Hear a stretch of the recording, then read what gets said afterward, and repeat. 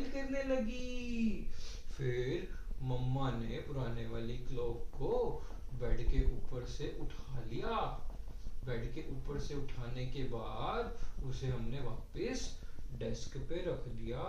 पुराने वाली क्लॉक को, पुराने वाली क्लॉक को हमने फिर से डेस्क के ऊपर रख दिया। फिर उसके अंदर अलार्म भी लगा दिया। फिर वो क्लॉक फिर से खुश हो गई। फिर हमने उसको दोबारा से यूज किया।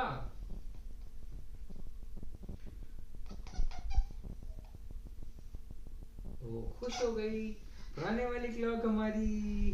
फिर सुबह जब टाइम हुआ सुबह के 6 बजे, फिर ये क्लॉक फिर से ट्रिंग ट्रिंग ट्रिंग ट्रिंग ट्रिंग ट्रिंग ट्रिंग ट्रिंग ट्रिंग ट्रिंग ट्रिंग ट्रिंग ट्रिंग ट्रिंग ट्रिंग ट्रिंग ट्रिंग ट्रिंग ट्रिंग बजने लग गई। मम्मा सुबह उठी, मम्मा ने अलार्म को बंद किया, फिर सब काम पे गए। ओली कहाँ गया? ओली गया स्कूल। मम्मा कहाँ गई? स्कूल। पापा कहाँ गए? बैंक। दादू कहाँ गए? ऑफिस। दादी कहाँ गई? दादी किचन में। किचन में गई दादी। तो फिर सारे खुश हुए। इससे हमें क्या सीखने को मिलता है ओली?